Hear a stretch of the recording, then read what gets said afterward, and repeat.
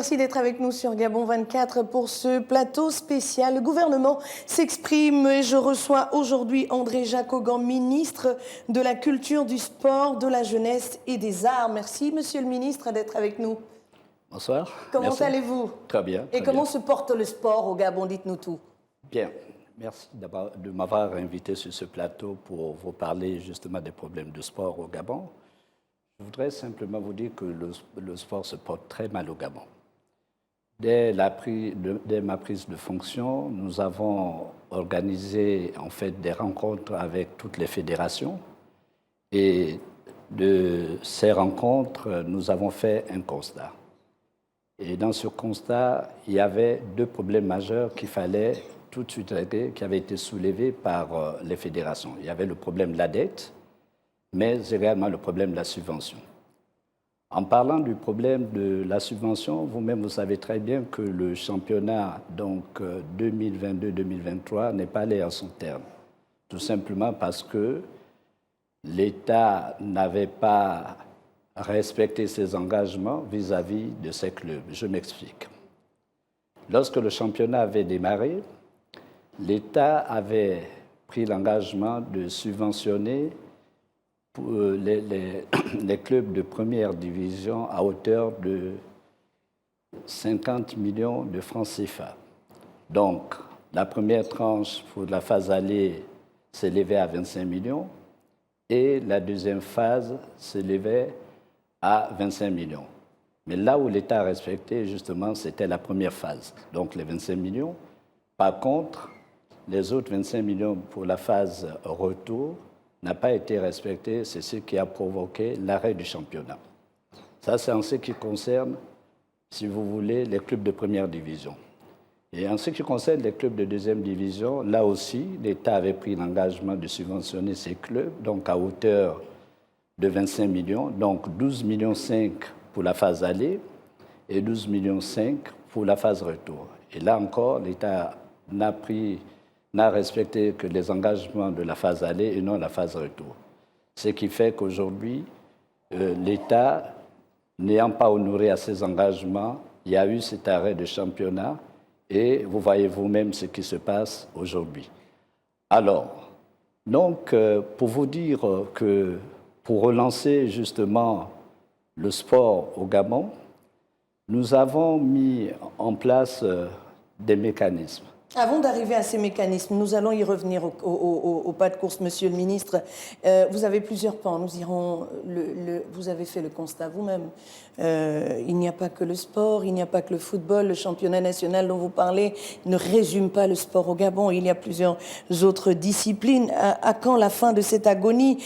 La réponse des pouvoirs publics est vivement attendue. Pourtant, depuis, votre ministère ne fait pas un pas vers la résolution de ce problème. Il y a une dette. Elle est chiffrée à combien? Quel est le problème exact? Est-ce que ce sont les 25 autres millions que l'État n'a pas payés qui font qu'aujourd'hui les athlètes gabonais sont abandonnés dans un coin et attendent désespérément que des solutions soient trouvées? Quelle est la réelle politique que vous mettrez en place pour sortir de cette agonie? Alors, le problème de dette se situe dans toutes les disciplines sportives. Quand je prends l'exemple du football, parce que c'est le sport de masse, c'est le sport roi, et qui aujourd'hui englobe la plus grande partie de la dette. Alors la dette aujourd'hui, vous me demandez, Madame Galibika, à combien s'élève la dette aujourd'hui? La dette aujourd'hui s'élève à 1,587 milliard, c'est 1,5 milliard de 587 plutôt 1000 francs CFA. Ce qui fait que lorsque nous allons regarder cette dette, elle est essentiellement issue des arriérés, donc des salaires des joueurs et des encadreurs, en ce qui concerne, si vous voulez, les clubs de première division, mais également les clubs de deuxième division. Aujourd'hui, nous avons une problématique, monsieur le ministre. Permettez qu'on s'appesantisse sur cette question de fond. La problématique qui est la vôtre aujourd'hui, c'est que le Gabon a injecté énormément d'argent dans le sport. Et l'on a vu que tout cet argent allait beaucoup plus dans le football. Sauf que entre l'argent investi et les résultats souvent présentés au public, il y a comme un fossé important. Disons-le comme ça, c'est plus simple. Mais dans ce fossé, comment on règle la question? Comment la dette, elle est à 1 milliard? On ne sait pas pourquoi on en arrive à 1 milliard. Comment on règle définitivement la question pour rendre le sport gabonais attrayant et pour permettre à son équipe nationale de briller durant les compétitions? Alors, nous avons mis, dès que je suis arrivé dans ce département, nous avons organisé une table ronde avec tous les acteurs du sport, notamment du football en particulier. Et cette table ronde a permis de réunir tout le monde. Donc, vous avez les arbitres, vous avez les joueurs, vous avez les clubs. Et de cette table ronde, nous avons pu mettre en place un nouveau modèle économique.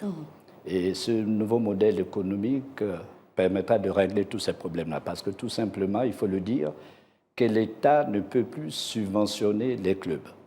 Parce que tel que ça se faisait par le passé, l'État avait toute la charge à gérer, à payer tous ces clubs-là. Et puis, il faut le dire, Madame Galibika, lorsqu'on crée un club, le club appartient à des particuliers. Donc, théoriquement, les clubs devaient eux-mêmes financer, les particuliers, je veux dire, devaient eux-mêmes financer ces clubs-là. Or, aujourd'hui, ce qu'on voit, c'est que c'est l'État qui doit tout prendre en charge. Avec le nouveau modèle économique que nous allons mettre en place, ce nouveau modèle économique va permettre que l'État vienne juste apporter un appui, un accompagnement, mais nous allons plutôt être dans le sens où nous allons faire des partenariats, donc partenariats publics-privés avec des entreprises dans le cadre du sponsoring. Nous allons mettre aussi en place, nous allons prendre en compte aussi les droits de télévision qui vont permettre de financer donc le redémarrage du championnat. Mais il y a également aussi le problème de billetterie qui nous permettra, si vous voulez un peu, de mettre cet argent. Donc, ça va être une source de financement pour redémarrer le championnat. Alors, est-ce qu'on peut repartir à la cartographie initiale? Les fédérations, combien il en existe? Est-ce qu'elles sont aux normes? Parce que vous êtes en amont et en aval, il y a cette problématique. Les clubs, c'est vraiment une goutte d'eau dans un océan de problèmes. Alors, les fédérations gabonaises, il en existe combien? Sortons un peu de l'unique football qui, pour ma part, n'a pas encore été suffisamment bien encadré pour que ces jeunes puissent évoluer dans de bonnes conditions. Est-ce qu'il y a des fédérations? Si oui, combien? Dans quel domaine et sont-elles aux normes? Alors, nous avons actuellement 22 fédérations, Madame Galibika.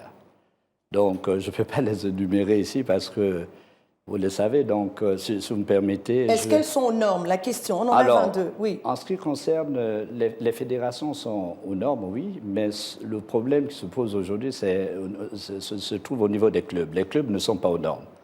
Je m'explique. Aujourd'hui, tous les clubs qui participent au championnat national de football ne sont pas à jour. Et là, nous allons maintenant, les tout prochains jours, un guichet unique pour permettre à ces clubs de venir régulariser leur situation, notamment en ce qui concerne le récépissé qui va être donné par le ministère de l'Intérieur, parce que ces clubs sont des associations.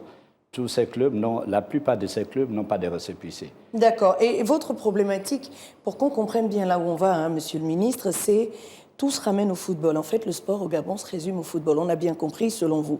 Mais dans votre parution du 30 octobre 2023, dans l'Union, Sonapresse, vous disiez que les joueurs de football, parlant de cette dette, seront payés en décembre. Décembre, c'est déjà dans quelques jours.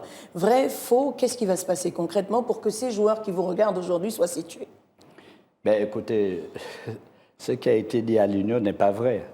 Parce que je ne me reconnais pas l'avoir dit. C'est un journaliste qui s'est permis d'écrire ce genre d'article. Et vous n'avez pas démenti non plus? Mais je pense que nous avons interpellé ce journaliste pour essayer de rectifier. Il n'a pas voulu. Ce que je veux dire, nous avons fait un audit. L'audit est là.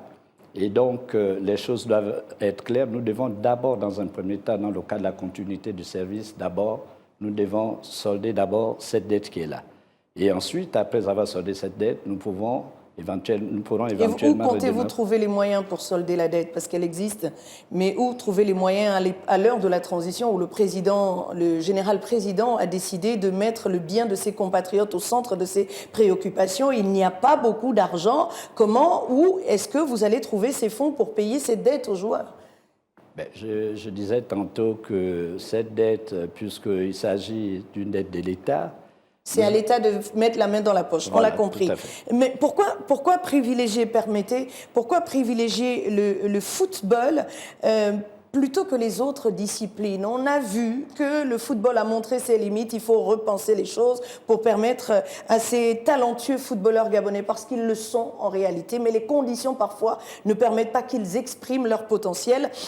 Comment permettre à ces jeunes qui sont dans d'autres disciplines d'évoluer? Est-ce qu'il y a des financements prévus pour les autres disciplines à court terme, Monsieur le ministre? Qu'est-ce qu'on retient? Écoutez, nous accompagnons les autres disciplines, Madame Baliwika. À chaque fois qu'une fédération va à une compétition à l'international, le ministère dont j'ai la charge, nous finançons justement ces fédérations. D'accord, mais vous les financez quand elles vont à l'intérieur ou bien dans leur quotidien?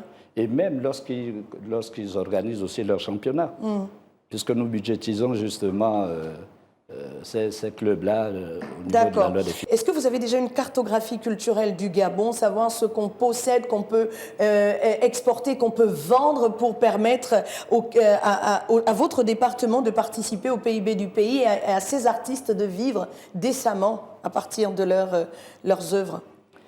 Je voudrais peut-être rectifier, je n'ai pas que 2 pans, j'ai 5 pans. Non, vous en avez, pour nous, on va retenir déjà la culture, vous en avez 5. Allons-y au pas de course. Comment vous faites? Est-ce que vous avez une cartographie de cette culture gabonaise qui peut s'exporter?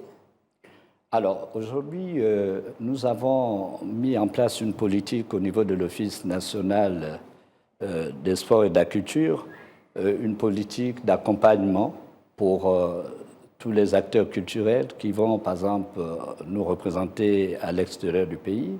Et tout dernièrement, nous avons eu 2 ou 3 artistes qui sont partis à l'extérieur du Gabon pour vendre un peu, si vous voulez, la culture gabonaise. Est-ce que vous avez une cartographie de l'existant? Est-ce qu'on sait sur quoi le Gabon peut miser pour exporter son savoir-faire culturel aujourd'hui?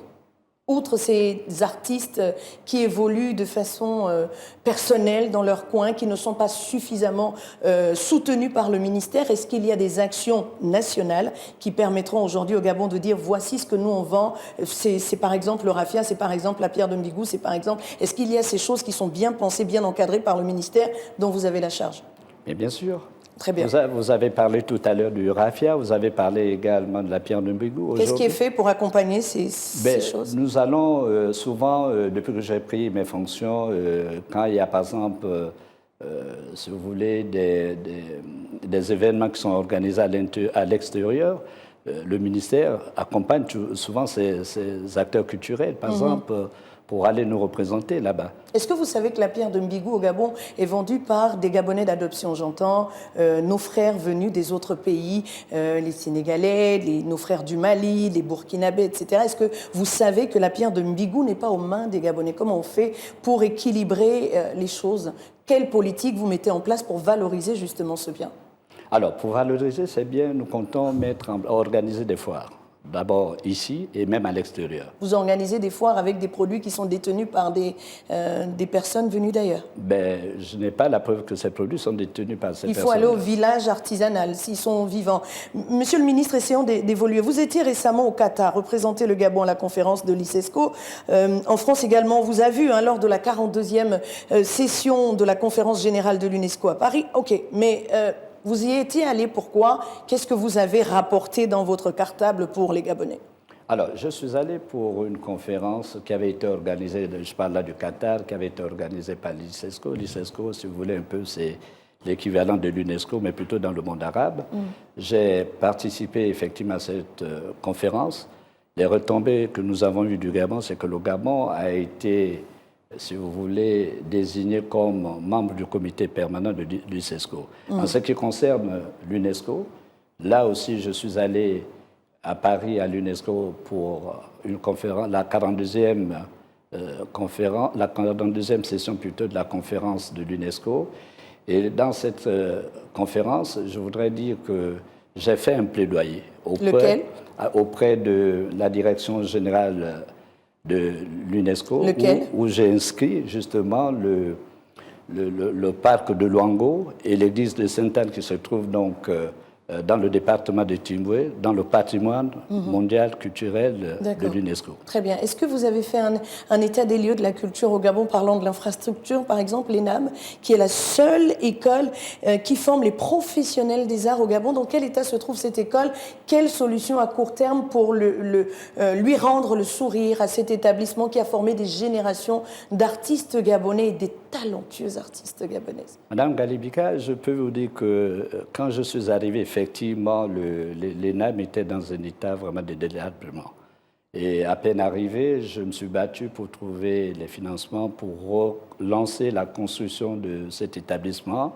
À ce jour, vous pouvez vous rendre compte, vous pouvez aller regarder, les travaux ont repris et je crois que ces travaux vont être livrés au mois de décembre. Je connais beaucoup d'artistes gabonaises que je salue ici.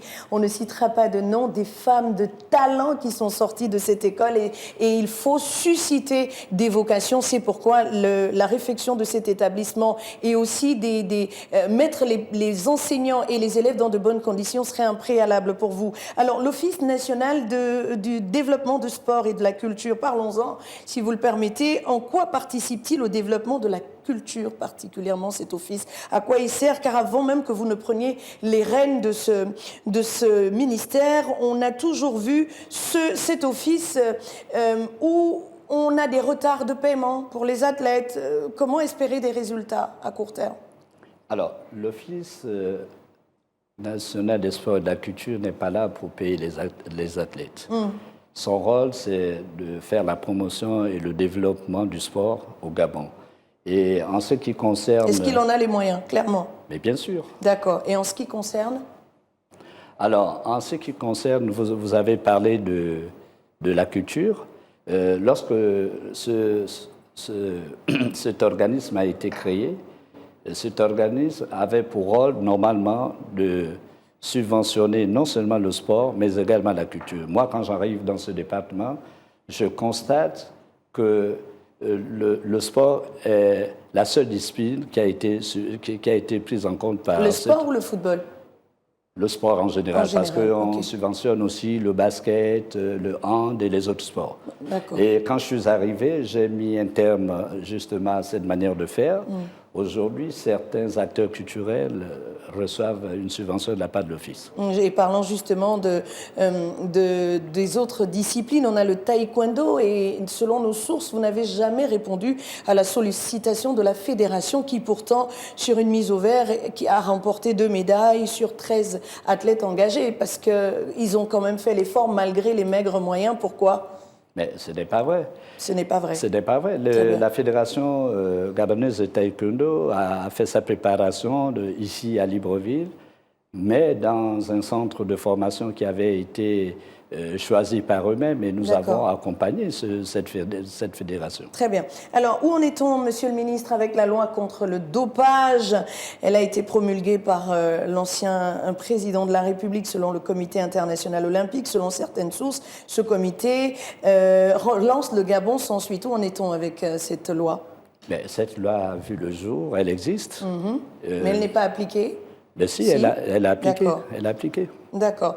L'ambition du président de la transition aujourd'hui, c'est le changement de paradigme. Et ça, vous le savez, mais pourtant, nous avons l'impression que les choses ne changent pas. Est-ce que le football doit toujours focaliser l'attention du ministère ou bien désormais, dans votre feuille de route que vous allez nous rappeler, il y a des disponibilités financières pour les autres disciplines et une attention aussi soutenue pour celles-ci?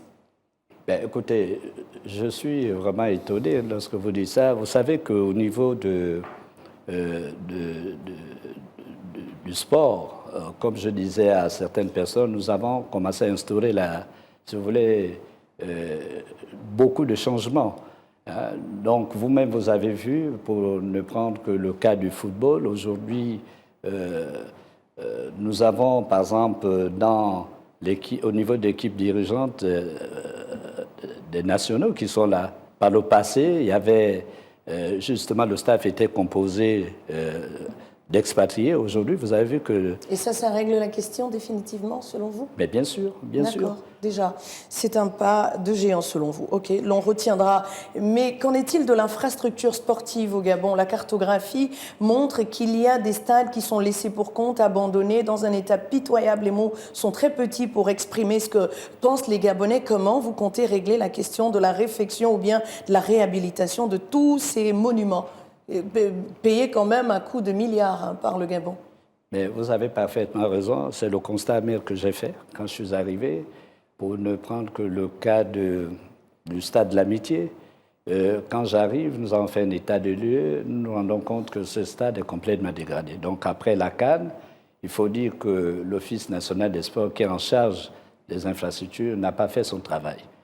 Et lorsque je suis arrivé avec la nouvelle équipe, nous sommes en train de tout faire pour réhabiliter ce stade. Donc il y a le stade de l'Amitié. En ce qui concerne le stade de Port-Gentil, le stade Michel Essongué, là aussi nous avons des petits problèmes au niveau de la fourniture d'eau et d'électricité. J'ai déjà sollicité le concours de mon collègue ministre de l'Énergie et nous comptons vraiment régler ce problème-là. Il y a le stade d'Oyem également. Il y a également le stade d'Oyem. Où, comme disait quelqu'un, un jeune compatriote qui aime à dire tout est à refaire, qui disait que là-bas c'est le stade des Hérissons. Alors comment on règle la question définitivement à court terme? Mais là aussi, on réhabilite? Vous en avez les moyens? Ben oui, nous avons les moyens, nous allons le faire. Parlons de la jeunesse. Qu'est-ce que vous avez sur votre feuille de route? Qu'est-ce qui est inscrit en noir et blanc sur votre feuille de route s'agissant de la jeunesse gabonaise? Alors, au niveau de la jeunesse, quand j'arrive, il y a le Conseil national de la jeunesse. Et le bureau qui présidait ce conseil était déjà à la fin de son mandat. Et lorsque j'arrive, je demande à ce qu'on organise une nouvelle élection pour élire donc un président par intérim. C'est ce qui a été fait. Et aujourd'hui, nous attendons donc organiser un appel à candidature pour les autres membres qui veulent occuper notamment les postes de vice-président et secrétaire généraux. Et ce que nous avons prévu pour le Conseil national de la jeunesse, nous avons mis en place, si vous voulez, un texte qui se trouve actuellement au Conseil d'État, parce que nous voulons faire du Conseil national de la jeunesse une institution. Parce qu'à l'heure actuelle, le Conseil national de la jeunesse a fait office d'une association. Et ce texte, nous l'avons... Et c'est ce qui va régler les problèmes des Gabonais, des jeunes Gabonais qui vous regardent? C'est pas seulement ça, parce que nous, à travers le Conseil national de la jeunesse, nous avons d'autres projets. Lesquels? Alors, moi, je crois que nous avons travaillé avec déjà le nouveau président intérimaire, pour essayer d'éradiquer tous ces problèmes. Nous devons organiser dans les jours qui viennent les États généraux de la jeunesse. Alors, quels sont les problèmes clairement identifiés de la jeunesse? Le chômage. Très bien. Il y a le problème du chômage, il y a le problème, effectivement, enfin, d'emploi, le chômage en général. D'accord. Et le chômage, vous avez peut-être une idée de comment on sort de cet état, de cette situation dramatique? En fait, nous avons une idée comme ça. Je peux déjà vous dire qu'aujourd'hui, nous avons 2500 dossiers au sein du ministère de la Culture pour des demandeurs d'emploi. La plupart sont des jeunes. Et ce que nous comptons mettre en place dans les jours qui viennent, c'est de créer des incubateurs dans toutes Il existe déjà un incubateur au Gabon, vous voulez en créer dans les 9 provinces? Ça, c'est au compte si vous voulez, un peu au compte du ministère de la Culture. Très bien. Et nous allons le faire dans les 9 provinces pour permettre à ces jeunes de créer, si vous voulez... Le temps de créer des incubateurs, qu'est-ce qu'on fait de la jeunesse? Qu'est-ce qu'on leur dit aujourd'hui? Vous adressez à vos compatriotes, regardez cette caméra et parlez à la jeunesse de votre pays. Ben, écoutez, ce qu'on fait de la jeunesse aujourd'hui, c'est de trouver les solutions. Et pour trouver les solutions, nous allons effectivement trouver les solutions ensemble avec ces jeunes-là qui vont organiser dans les tout prochains jours les États généraux de la jeunesse. D'accord. Un mot à l'endroit de vos compatriotes, à court terme, les grands chantiers du ministère en charge à la fois de la culture, du sport, des arts et de la jeunesse? Alors, au niveau des grands chantiers, je puis vous dire que nous avons mis en place aujourd'hui au sein du ministère de la Culture pour les artistes une grande salle de spectacle qui comprend 400 personnes Et je puis déjà vous dire que c'est une partie du problème qu'on va régler parce qu'aujourd'hui, les artistes se plaignent énormément qu'ils ne peuvent plus aller prester au CCF. Également, ils n'ont pas d'endroit où s'exprimer. Donc, pour cela, je voudrais leur dire que le président de la transition, chef de l'État, président de la République, a pu s'investir personnellement pour nous aider, si vous voulez, à terminer cette salle pour que les artistes puissent retrouver... Et moi, je suis artiste, je viens, je me lève le matin, je peux venir chanter. Il suffit simplement que je fasse de la publicité sur Gabon 24. Comment ça va se passer rapidement? Mais bien sûr, c'est leur salle. Il suffit de faire de la publicité, comme vous dites, et la salle sera mise à la disposition. Je ne débourse rien? Il n'y a rien à payer. Très bien, c'est dit. Votre mot de la fin, peut-être à l'endroit de vos compatriotes qui vous regardent? Ben, écoutez, le mot de fin, c'est de dire déjà merci de m'avoir invité ici et que le ministère dont j'ai la charge continuera à travailler. Nous savons que les attentes sont nombreuses et que nous n'allons pas nous arrêter en cours de route. Nous sommes depuis pratiquement 2 mois dans ce gouvernement. Nous avons encore le temps de faire beaucoup de choses. Que l'on vous laisse travailler. Que l'on nous laisse travailler. Merci. C'est dit. Bon, les choses étant ce qu'elles sont, permettez que l'on s'arrête ici pour ce parcours du gouvernement s'exprime. Il y a que le sport souffre de 1000 maux. Bon, avec le ministre, il y a des choses qui sont en cours de téléchargement. On va attendre de voir et revenir chez vous avec plus de précision sur ce qui est fait. Mais pour l'heure, retenez qu'il y a donc des chantiers dans le domaine du sport, de la culture, des arts, mais aussi de la jeunesse. C'était André Jacques-Augan, ministre de la Culture, du Sport, de la Jeunesse et des Arts. Merci d'avoir été avec nous, monsieur le ministre. Merci, madame. Merci à vous de nous avoir suivis. Ce parcours du gouvernement s'exprime, se referme. On se retrouve demain avec d'autres invités.